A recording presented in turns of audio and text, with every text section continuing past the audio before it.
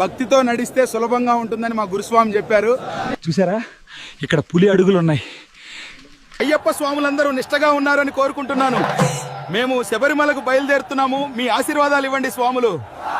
ఇప్పుడే మా గురుస్వాములు అందరి దగ్గర బ్లెస్సింగ్స్ తీసుకుని నా యాత్ర కొనసాగిస్తాను స్వామి.